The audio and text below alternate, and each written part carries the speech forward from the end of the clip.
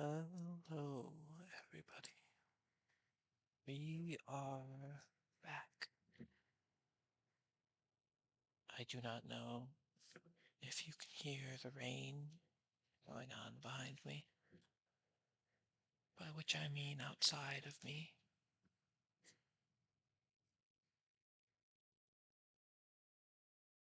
But we shall see. Hopefully, it is not too loud. We shall once again check when Mr. Stream Elements actually says I'm live. This generally differs from when I'm actually live. I think it was almost 3 minutes in last time.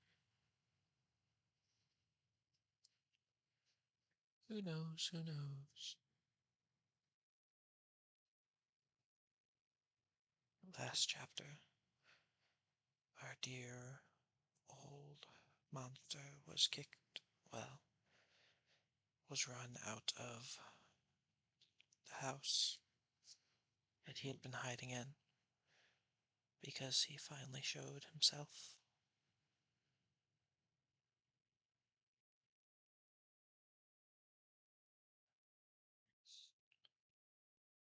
Ah, there we are. A minute and a half. This time, it's on time.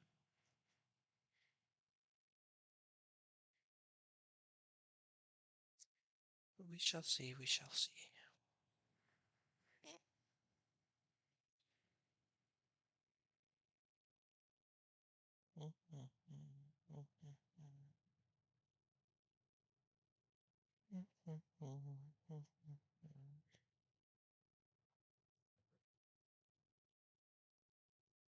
I am still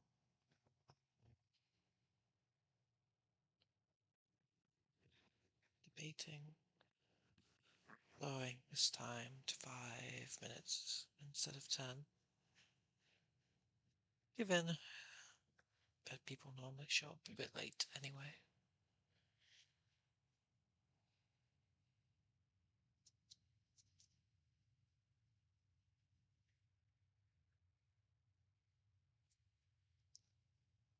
Seems a bit of a waste of time, especially if you're watching on YouTube with me and you just have to skip the first. Well, you don't have to, but if you just want to listen to the actual story, you have to skip the first 10 minutes or so.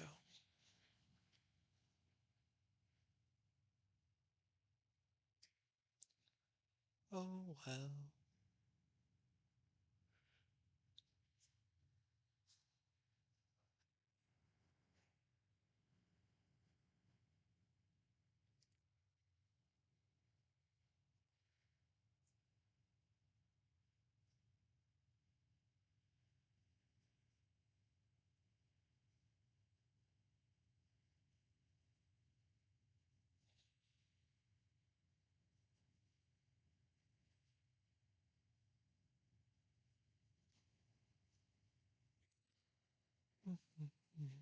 Ah, I honestly had forgotten that I had a lurk command set up. But thank you, Sleepless. You know, I must say, Sleepless, that your name is specifically going against the the mission statement, shall I say, of the channel in which I read bedtime stories, and in theory, you sleep afterwards. But I am not one to judge.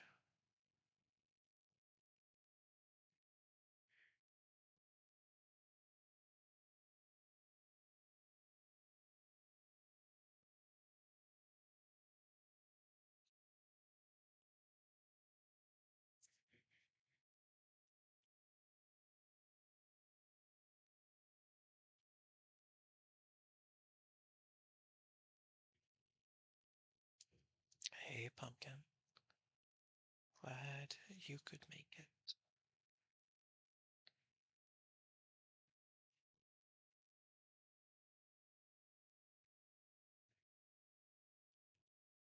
I'll start actually reading in another 5 minutes or so.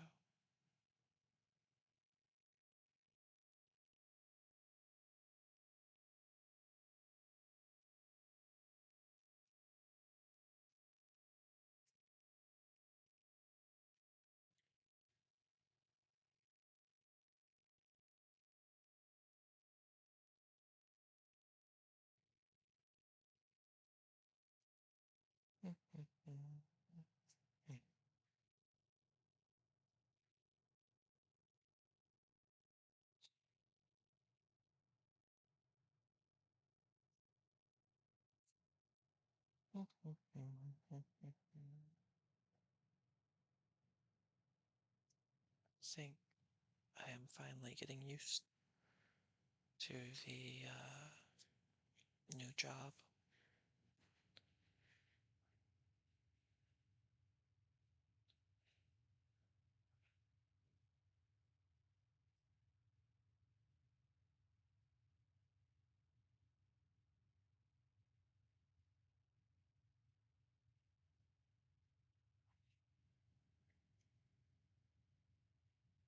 I do not think I am as tired as I could be.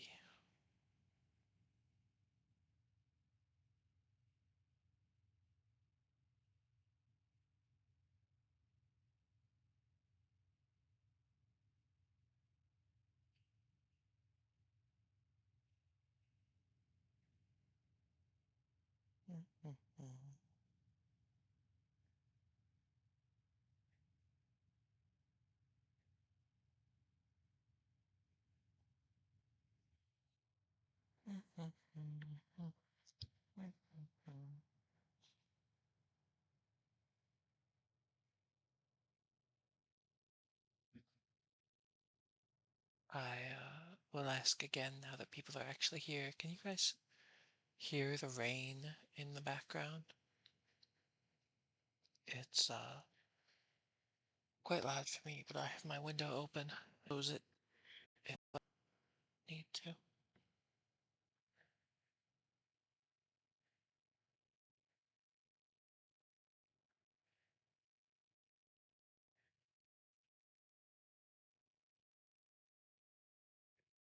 Ho hum, ho hum.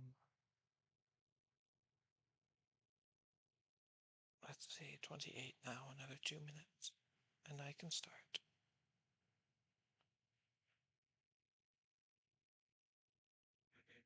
I think I might take myself up on that reduced time.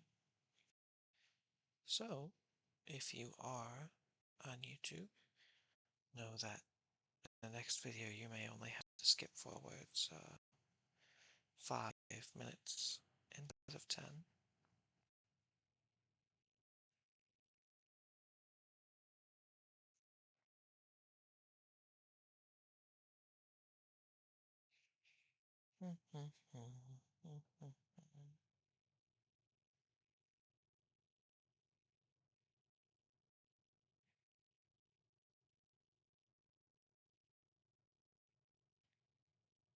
It says the microphone isn't picking up the thunder, but as I said, do tell me if it is.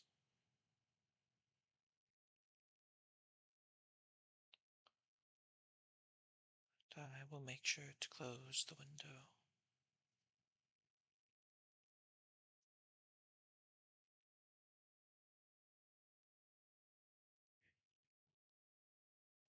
Unless it just adds ambiance, in which case I can keep it open.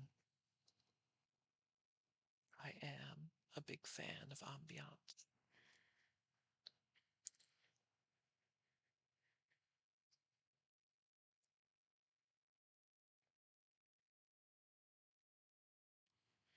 But that is 9:30 for me,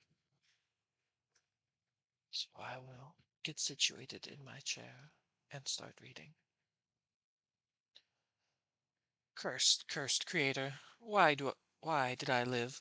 Why in that instant did I not extinguish the spark of existence which you had so wantonly bestowed? I know not. Ha- I know not. Despair had yet taken possession of me. My feelings were those of rage and revenge. I could with pleasure have destroyed the cottage and its inhabitants, and have glutted myself with their shrieks and misery. When night came, I quitted my retreat and wandered into the woods, and now, no longer restrained by the fear of discovery, I gave vent to my anguish. I was like a wild beast in the toils, destroying objects that obstructed me, and ranging through the woods with stag-like swiftness. Oh, what a miserable night I passed! The cold stars shone in mockery, and the bare trees waved their branches above me. Now and then the sweet voice of a bird burst forth amidst the universal stillness. All, save I, were at rest or in enjoyment. I, like the arch-fiend, bore a hell within me, and finding myself unsympathized with, wished to tear up the trees, spread havoc and destruction around me, and then to have sat down and enjoyed the ruin. But this was a luxury of sensation that could not endure. I became fatigued with excess of bodily exertion, and sank on the damp grass in the sick impotence of despair.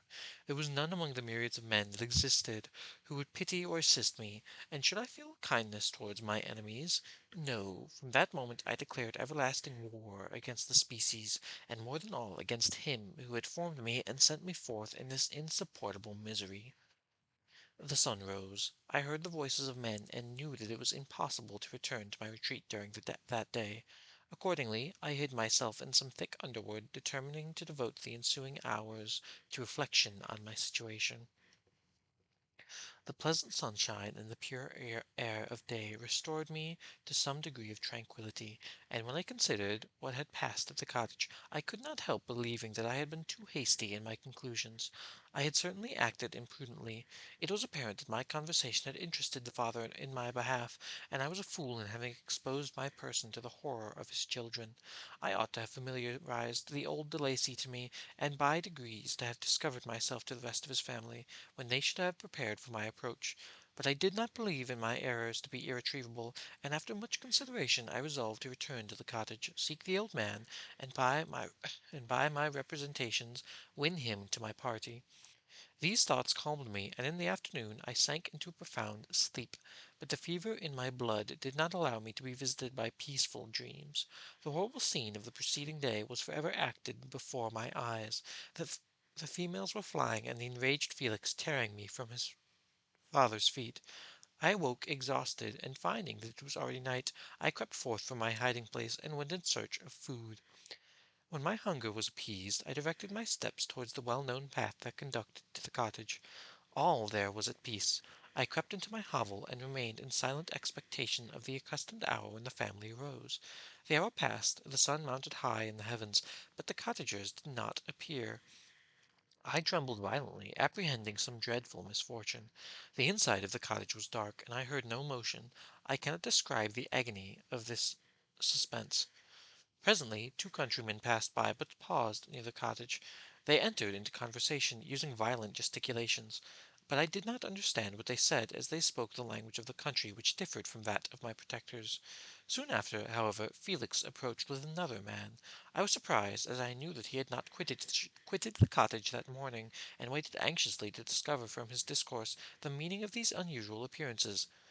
"Do you consider," said his companion to him, "that you will be obliged to pay 3 months' rent and to lose the produce of your garden?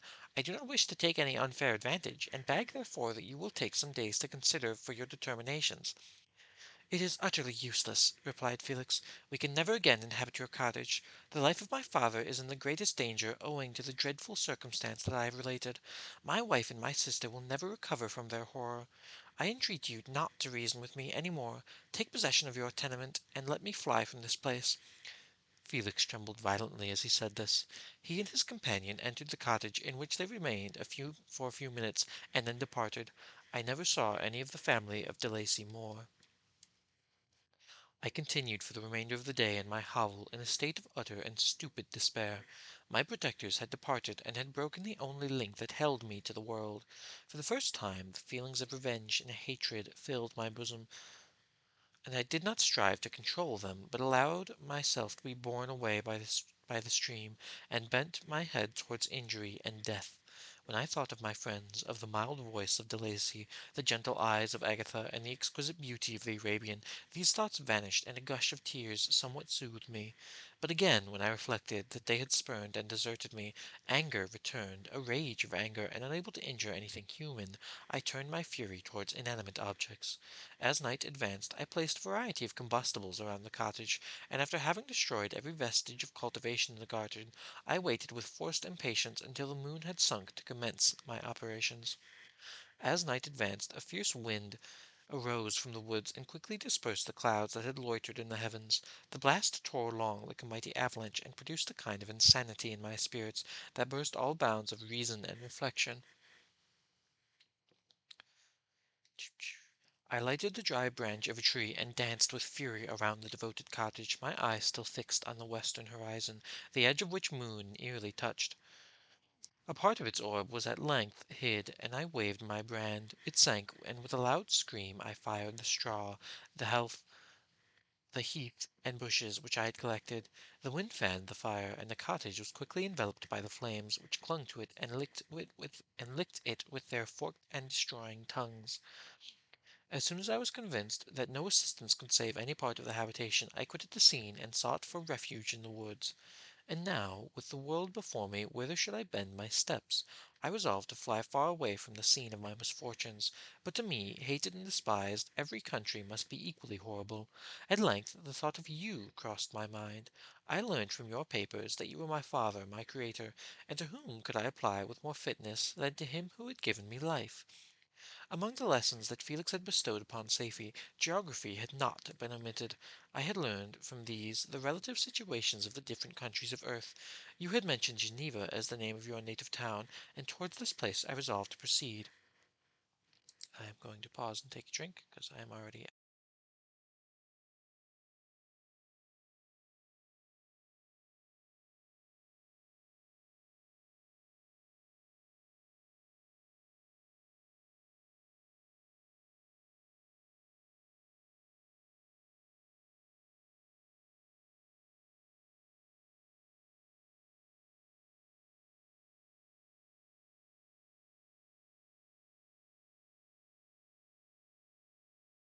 Hey, Bean.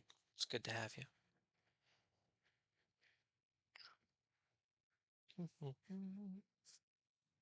But how was I to direct myself? I knew that I must travel in a southwesterly direction to reach my destination, but the sun was my only guide. I did not know the names of the towns that I was to pass through, nor could I ask information from a single human being. But I did not despair. From you only could I hope for succor, although towards you I felt no sentiment but that of hatred. Unfeeling, heartless creator, you had endowed me with perceptions and passions, and then cast me abroad, an object for the scorn and horror of mankind. But on you only had I any claim for pity and redress, and from you I determined to seek that justice which I vainly attempted to gain from any other being that wore the human form. My travels were long, and the sufferings I endured intense. It was late in autumn when I quitted the district where I had so long resided. I travelled only at night, fearful of encountering the visage of a human being. Nature decayed around me. The sun became heatless. Rain and snow poured around me. Mighty rivers were frozen. The surface of the earth was hard and chill and bare, and I found no shelter. O earth, how often did I imprecate curses on the cause of my being? The mildness of my nature had fled. All within me was formed to gall and bitterness. The nearer I approached to your habitation, the more deeply did I feel the spirit of revenge enkindled in my heart. Snow fell, and the waters were hardened, but I rested not. A few instants now and then directed me, and I possessed a map of the country, but I often wandered wide from my path. The agony of my feelings allowed me no respite. No instant occurred from which my rage and misery could not extract its food. But a circumstance that happened when I arrived on the confines of Switzerland, when the sun had recovered its warmth, and the earth again began to look green, confirmed in an especial manner the bitterness and horror of my feelings. I generally rested during the day and traveled only when I was secured by the night from the view of man. One morning, however, finding that my path lay through a deep wood, I ventured to continue my journey after the sun had risen. The day, which was one of the first of spring, cheered even me by the loveliness of its sunshine and the balminess of the air. I felt emotions of gentleness and pleasure that had long appeared dead revive within me.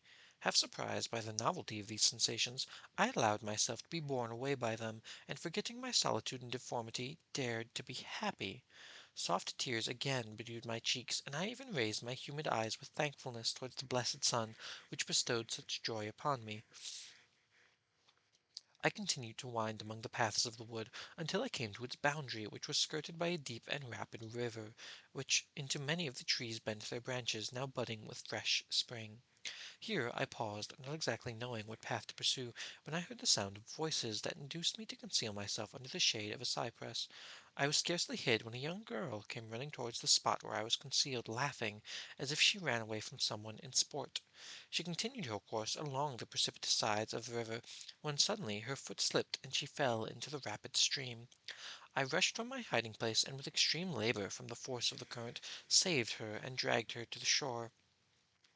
She was senseless, and I endeavored by every means in my power to restore animation, when I was suddenly interrupted by the approach of a rustic, who was probably the person from whom she had playfully fled.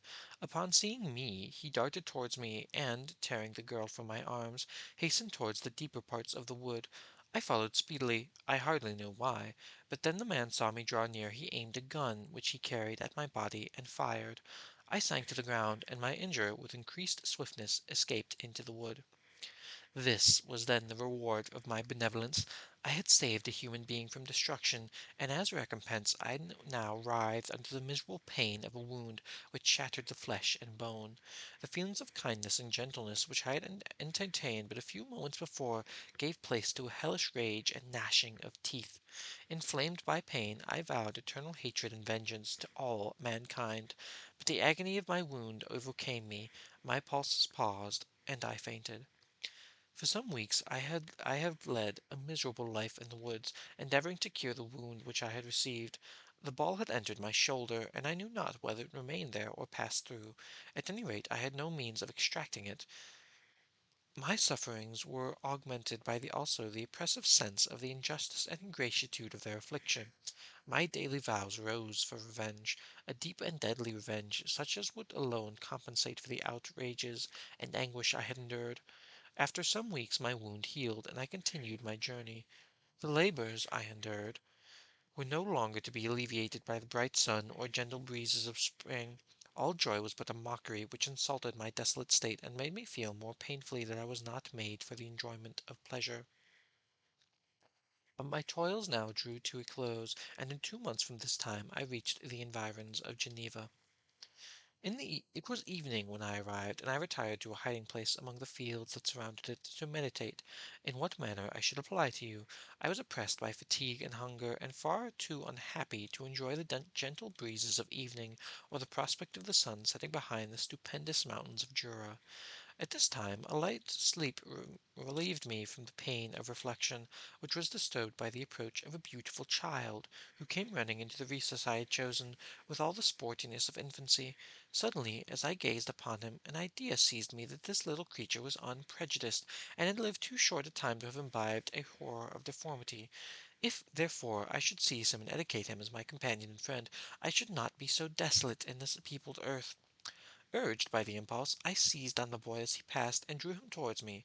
As soon as he beheld my form, he placed his hands before his eyes and uttered a shrill scream. I drew his hand forcibly from his face, and said, "Child, what is the meaning of this? I do not intend to hurt you. Listen to me." He struggled violently. "Let me go!" he cried. "Monster! Ugly wretch! You wish to eat me and tear me to pieces! You are an ogre! Let me go, or I will tell my papa! Boy, you will never see your father again. You must come with me. Hideous monster! Let me go! My papa is a syndic. He is M. Frankenstein. He will punish you. You dare not keep me." "Frankenstein! You belong to my enemy, to him towards whom I have sworn eternal revenge. You shall be my first victim." The child still struggled and loaded me with epithets which carried despair to my heart. I grasped his throat to silence him, and in a moment he lay dead at my feet. I gazed on my victim, with my heart swelled with exultation and hellish triumph. Clapped my hands, I exclaimed, I too can create desolation. My enemy is not invulnerable. This death will carry despair to him, and a thousand other miseries shall torment and destroy him. As I fixed my eyes on the child, I saw something glittering on his breast. I took it. It was a portrait of the most lovely woman. In spite of my malignity, it softened and attracted me. For a few moments I gazed with delight on her dark eyes, fringed by deep lashes, and her lovely lips, but presently my rage returned.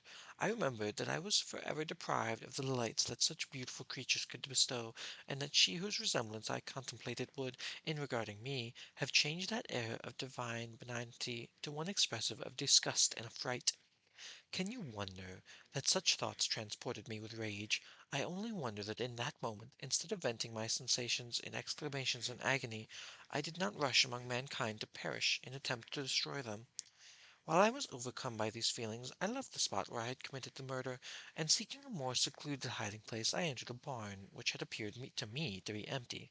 A woman was sleeping on some straw. She was young, not indeed so beautiful as to her whose portrait I held, but of an agreeable aspect, and blooming in loveliness of youth and health. Here, I thought, is one of those whose joy imparting smiles are bestowed on all but me. And then I bent over her and whispered, Awake, fairest, thy lover is near. He who would give his life but to obtain one look of affection from thine eyes. My beloved, awake.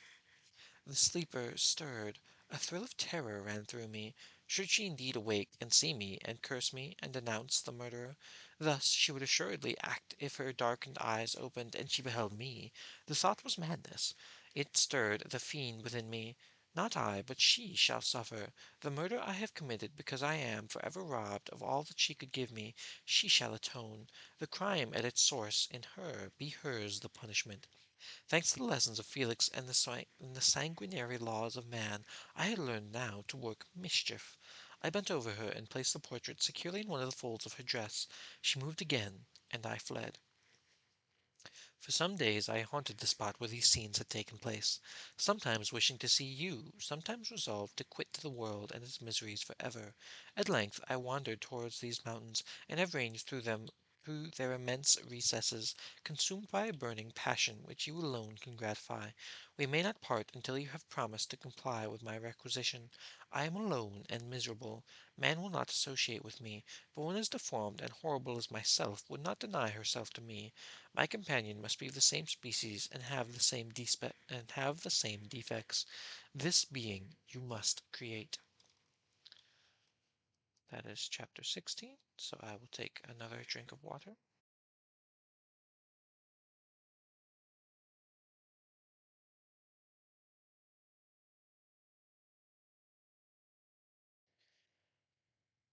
So, Frankenstein's monster has admitted to the murder of Frankenstein's younger brother and has made his ultimatum, well, request.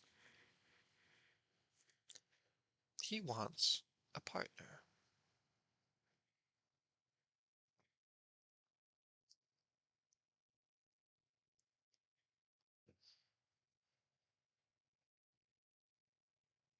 This is perfectly understandable, of course, really. I assume a great many people want a partner. It is one of the one of the main wants, I think, to share one's experiences, no matter with whom. But on to chapter 17. I may pause again in the middle of that to take another water break. We shall see. Ah, and now we're back to Frankenstein talking once again.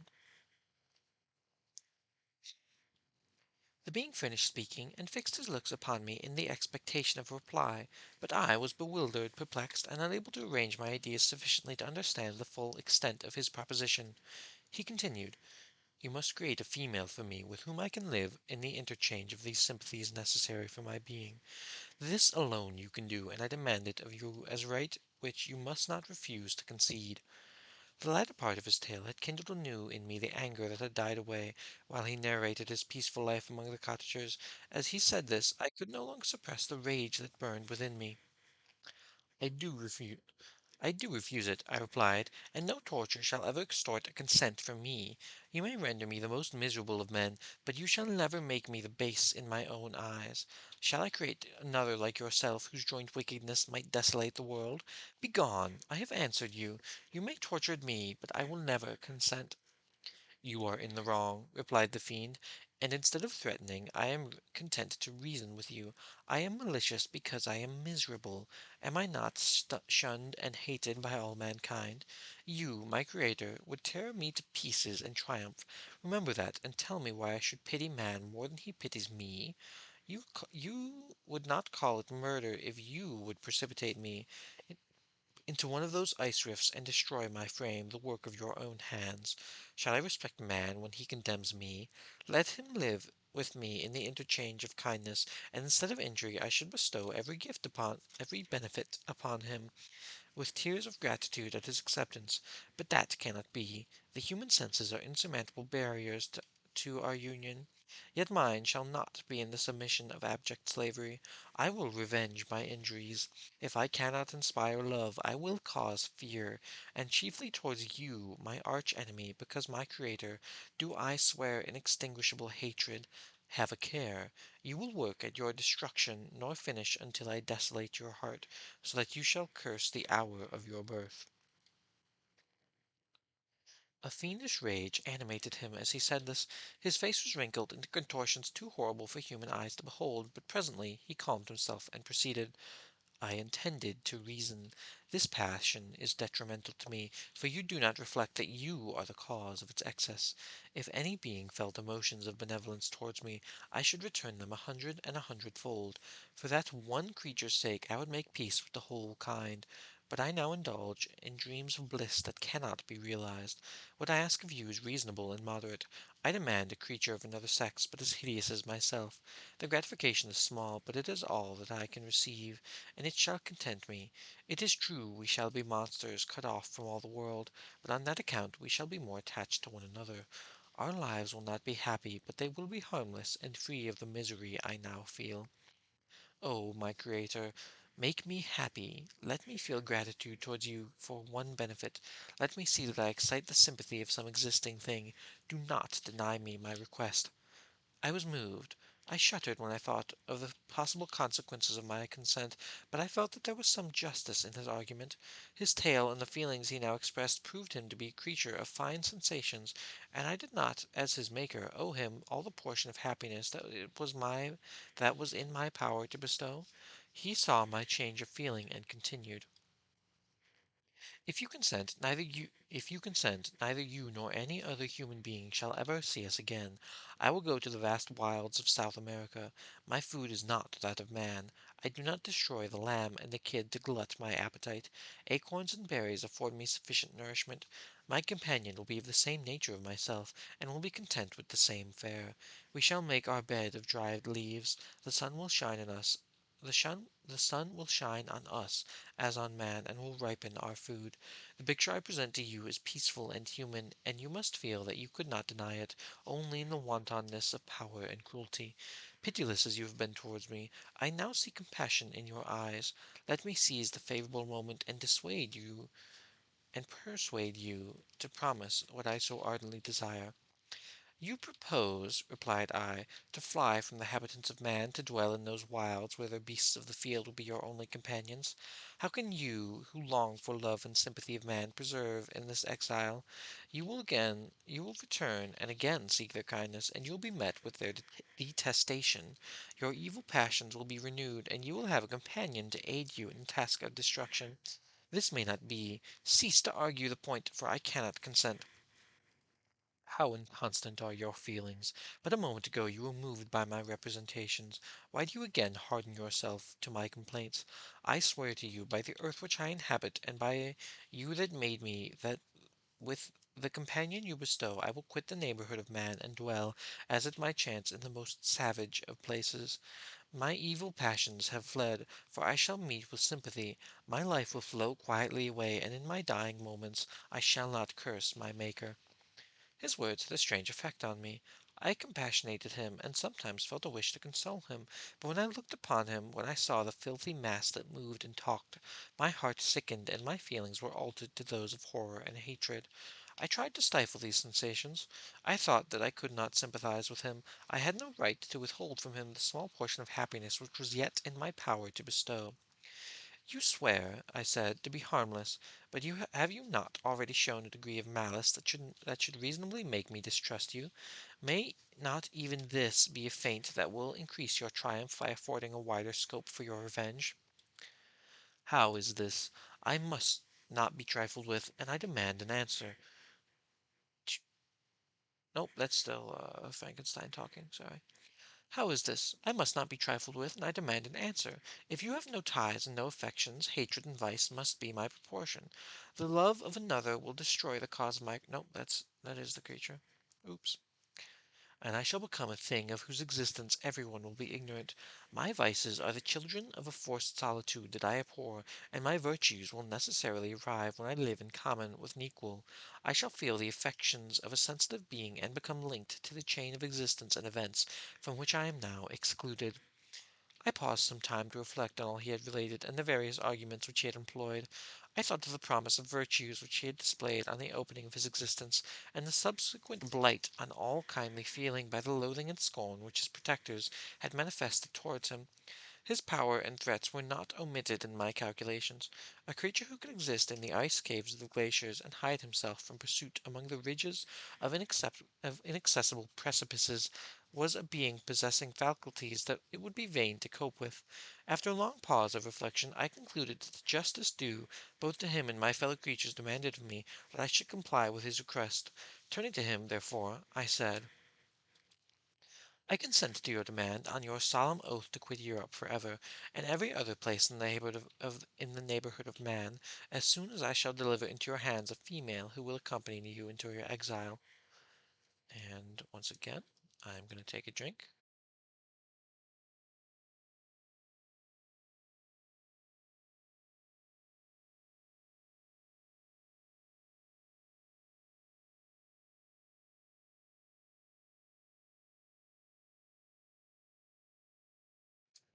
Good goodness. "I swear," he cried, "by the sun and by the blue sky of heaven, and by the fire of love that burns my heart, that if you grant my prayer, while they exist you shall never behold me again. Depart to your home and commence your labors. I shall watch their progress with unutterable anxiety, and fear not but that when you are ready I shall appear." Saying this, he suddenly quitted me, fearful, perhaps, of any change in my sentiments. I saw him descend the mountain with greater speed than the flight of an eagle, and quickly lost among the undulations of the sea of ice. His tale had occupied the whole day, and the sun was upon the verge of the horizon when he departed. I knew that I ought to hasten my descent towards the valley, that I should soon be encompassed in darkness, but my heart was heavy and my steps slow.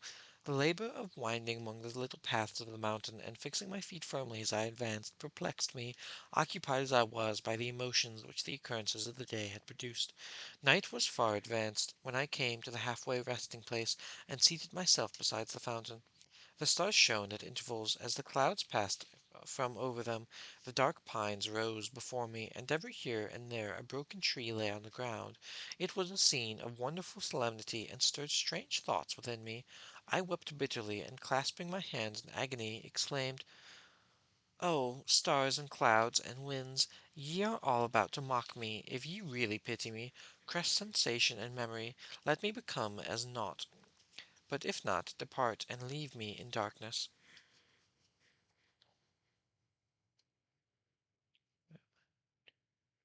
Oh, I did not have to take a break there, I suppose. We are at the end anyway.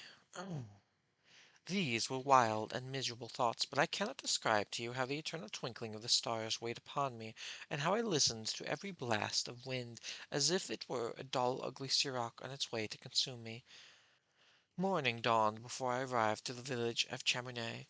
I took no rest, but returned immediately to Geneva. Even in my own heart I could give no expression to my sensations. They weighed on me with a mountain's weight, and their excess destroyed my agony beneath them. Thus I returned home, and entering the house presented myself to the family. My haggard and wild appearance awoke intense alarm, but I answered no question, scarcely did I speak. I felt as if I were placed under a ban, as if I had no right to claim their sympathies, as if never more might I enjoy companionship with them. Yet even thus I loved them to adoration, and to save them I resolved to dedicate myself to my most abhorred task. The prospect of such an occupation made every other circumstance of existence pass before me like a dream, and that thought only had to me the reality of life. Poppy, I'm glad you could make it. I apologize if you missed most of it. For that is the end of chapter 17 and the end of reading tonight. I will ask again if the rain is intruding upon the story, as as it is quite loud for me, and I can stick around and take questions as usual. Frankenstein's creature has finished his story, and he has, oh goodness, I'm yawning, and he has made his request of a bride. Now, it being Pride Month, the fact that Frankenstein's monster, that he is asking for a woman, well, I shan't say, but none of my business really.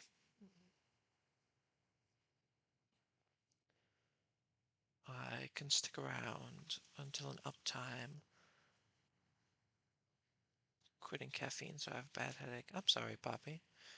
I hope, I hope that goes okay. I,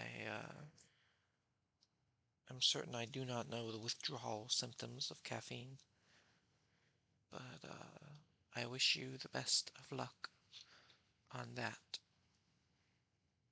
It is, I think that society, I'm talking big again, I think that society really pushes caffeine on people uh, in energy drinks, in coffee, in tea. My sister was drinking coffee at like, I don't know, 10, as soon as my parents would let her have any. She enjoyed the occasional whatever was left in the pot.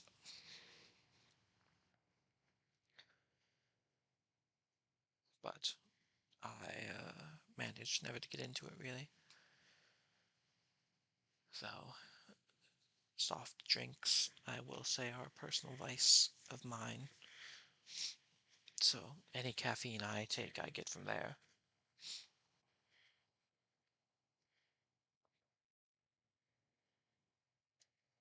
Damn, that is. Yes, yes. As as soon as they let her, she tried to get in on that particular pastime. I think she's always wanted to grow up. I don't know. None of my business, really. Well, younger sister and all, but none of my business, really. I am certain I have not asked.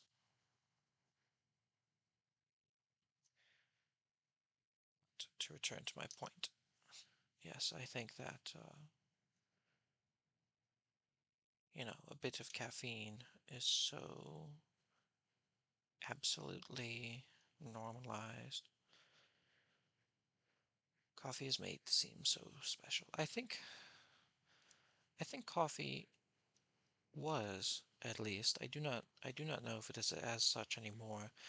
I think that coffee was very much an adult drink. So she was, you know, excited to have some. Long story short, I I I do not know if it feels the same now. To me, it doesn't, at least. But that may be me growing up and not uh, coffee changing in any way. I am I am certain I do not have any proper thoughts on the matter.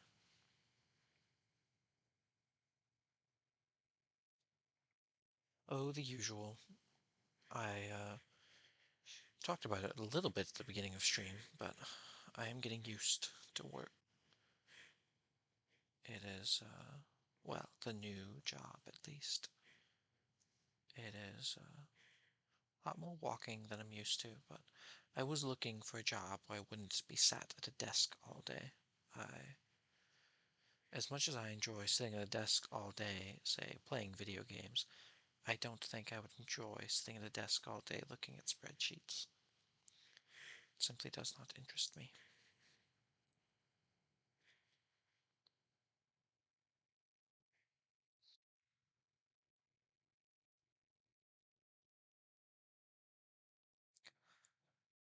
I, it's not a difficult job.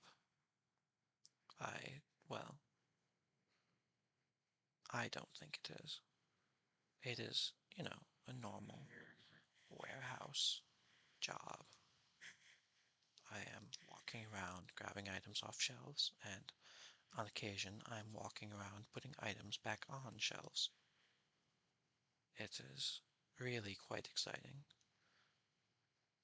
It is quite funny seeing other people on break who are working for the company on break, and they're taking a chance to take a walk because they're sitting down all the time, whereas I am taking a chance to sit down as I'm walking all the time.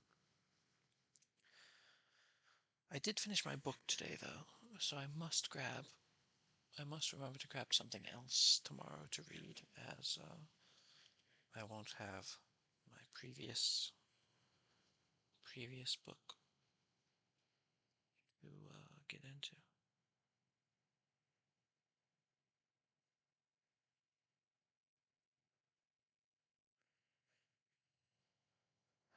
I don't, I don't remember if I've talked about this before. This is a recent development, but I was looking at the nutrition facts on a bottle of Sprite. Now, looking at the nutrition facts, of course, being my first mistake, this one bottle of Sprite, and the serving size is one bottle, is 107% of my recommended sugar intake for the day.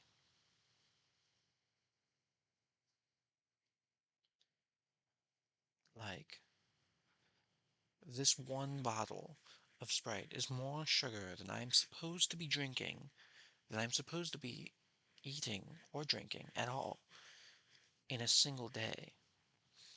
I had a few bottles of ginger ale as round as well, and those are 101% of my sugar intake if I drink a single bottle of ginger ale. So, if anyone asks you, well, if anyone tells you that soft drinks are not very healthy for you, I do have to agree with them, but they're quite good, generally. And of course, this serving size one bottle, let's see, does it actually say how large the bottle is? This is 17 ounces, 500 milliliters for you British people who are all listening, I know. Yeah, 17 fluid ounces. This is like less than or the same size as a small soft drink at, say, at a fast food restaurant. If you get a large, you could drink like 300% of your daily sugar intake with your one drink and still get free refills on it. I I don't mean to change the subject too much, but I America, as a person who lives in America, doxing myself, I know, America's sizes, serving sizes, are absolutely insane. The amount the amount that people drink and eat and not e and consume, not even in a physical, well, in a physical sense still, not even in a food sense, but in an objects sense, in a buying sense. And I am very much going off on a tangent. This is entirely unrelated to Frankenstein. I apologize. I will of course keep it in the recording as this is an important discussion. But the amount that people consume is insane to me. But I don't know. I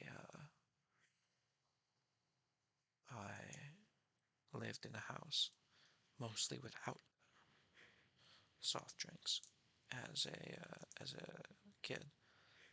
So going to uh, going to college and having, you know, not not only a large soft drink, but also the free refills of the buffet style things that colleges do was absolutely insane to me.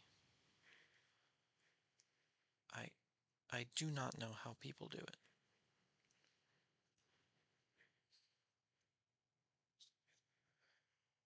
But diabetes, yes, yes. I am not really uh, qualified to speak on the subject of diabetes, but I had a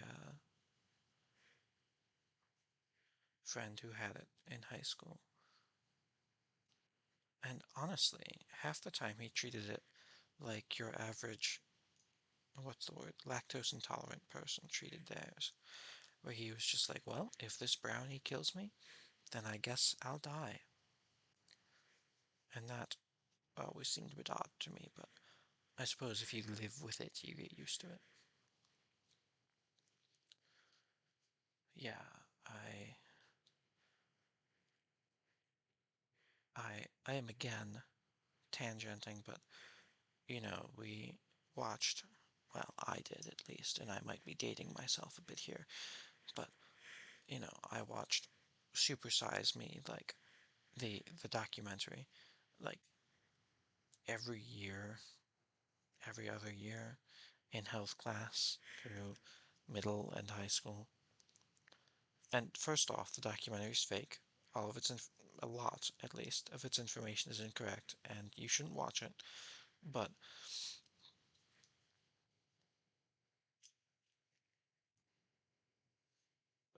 it is people. I will not limit this to Americans this time. People consume so much, and there is so much waste from it all. This is my supervillain monologue, by the way. I don't know. I'm sure I don't know. I have a few things. Well, how was I meant to ask. You did the Media Share Monday today, didn't you, Poppy? How was that? Uh, Everyone to give another proper introduction. This is Arctic Poppy. She streams on Twitch. Big fan of hers. Glad she can make it into my little stream on occasion. If you're on YouTube currently watching, make sure to sub to Arctic Poppy with Twitch Prime. I'm glad you like them. I how many people donated videos for this week? I didn't check the input channel except to put mine in. Well, my suggestions.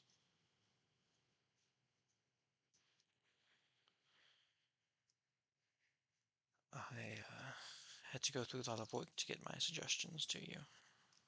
Not many, but we got a few Lego. A few Lego stop motion World War One vids. Lol. Yes, that does sound like a combination, certainly. Cannot speak to whether they were any good. Also, I know that I gave my, what's its, recommendations in the form of a single playlist. If you'd like, I can make sure that they're all, sorry, car going past. If you'd like, Miss Poppy, I can make sure that they're all separated out for you, but that's up to you. If you don't care, then it's easier for me to suggest them together. But if it's easier for you to go through and double check them first, then I can make sure to upload them separately.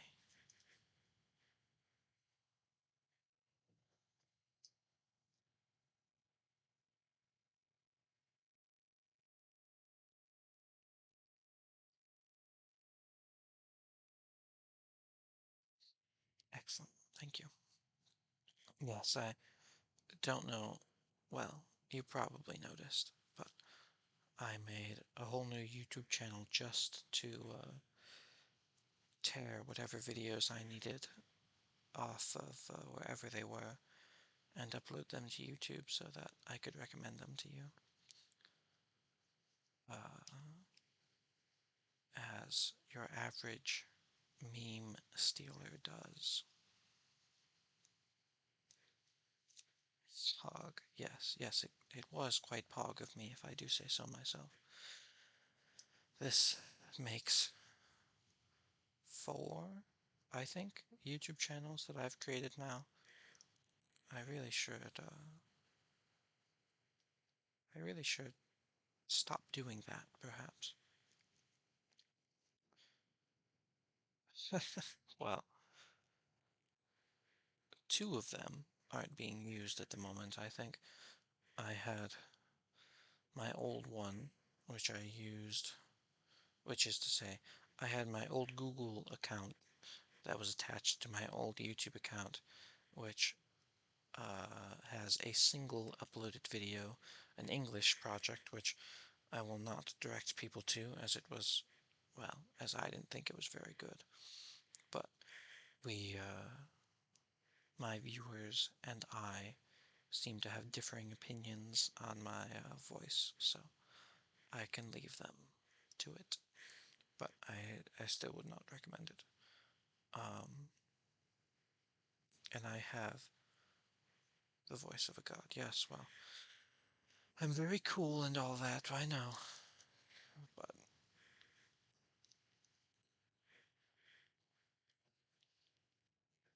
oh, uh, speaking of cool voices, does anyone have any recommendations for podcasts?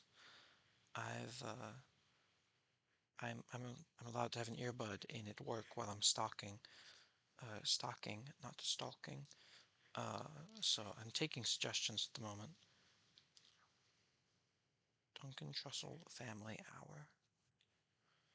I will take that into account. I watched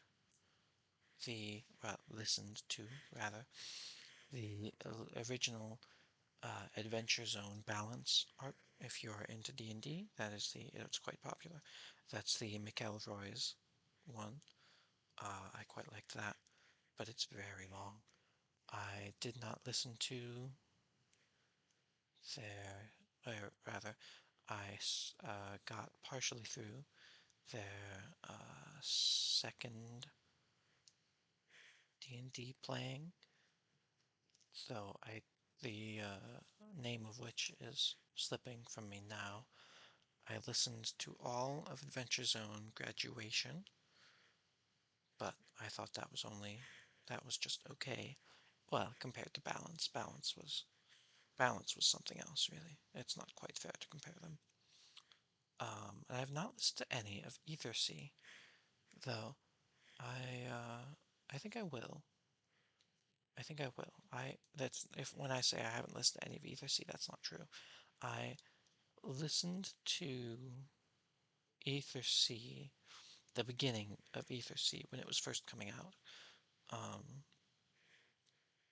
but I did not care for the town building type role playing they were doing at the very beginning.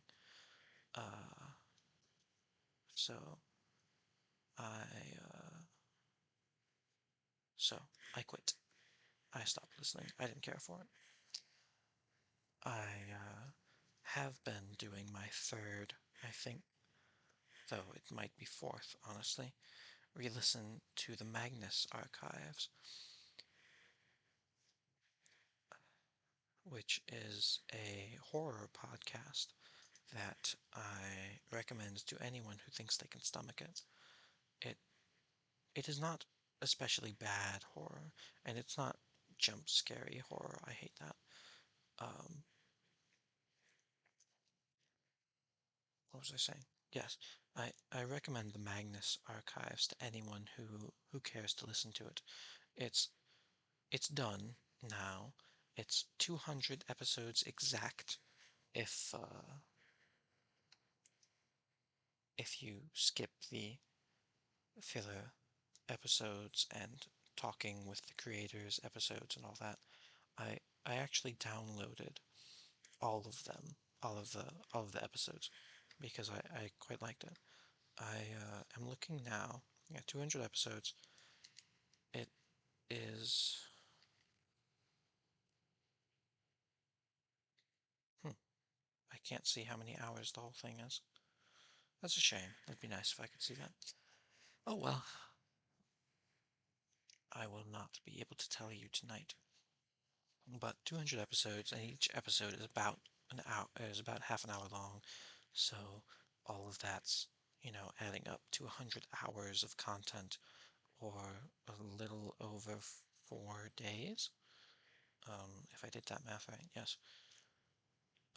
4 days and 5 hours, in my estimations. Um, but it's very good. I I quite liked it, at least. I cannot recommend that particular um, I cannot recommend that particular podcast enough. The the voice acting is all excellent, and the ambiance which they do is very good. I I feel like providing a short summary to set it up.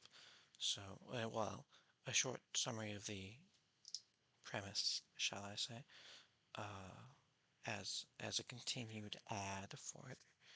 So, the Magnus Archives is a scholarly association, I'll say, which is an archives.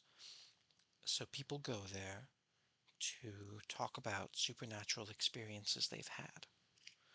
So every episode has a statement from someone who has had a supernatural experience and is being, and the statement is recorded. They're being digitized by the current head archivist, Jonathan Sims. Um, so he'll go through He'll read the statement. He'll say his notes on the subject. So in the beginning, it's very much, well, I'm trying to think. Yes, in the beginning, it's very much just a statement every episode, and you have John's notes on it. But there's an overarching story that you get into later. Um, so if if you don't feel like just an episodic show, it does have an overarching plot as you go through it. Uh, don't don't worry about that. I will say, I think I know at least some episodes, maybe all of them, have content warnings for them. If if you want to check those to make sure you can handle it, uh, they do warn you. So it is if you don't think that you can, if you're not sure, rather, if you can do it, then don't. You know, I would not ask people to do things that they specifically think they are uncomfortable with, generally. But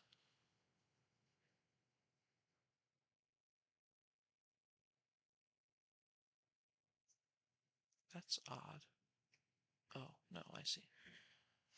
Um, sorry, talking to myself.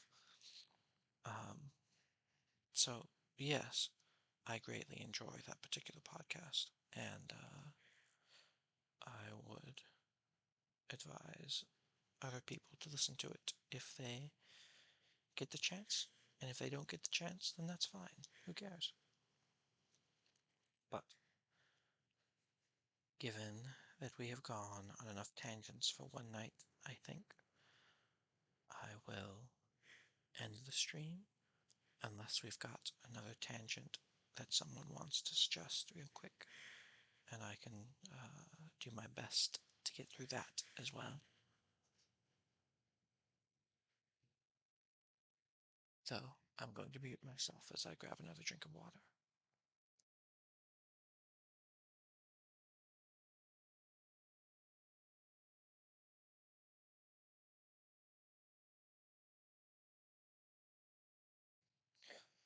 I believe that the Magnus Archives is on both Spotify and Apple Music, but I could be wrong. I know, rather, that it's on Spotify, and it's also on their website, I think, for free. Rusty Quill is the production company, is the name of the production company. Uh, but it's quite good, yada yada, etc. I send me the name. Yes, yes, I can send the name, and also, if I remember, link to it in the link to it in the section comments or description of the YouTube video, if I remember, and if I do not, I apologize.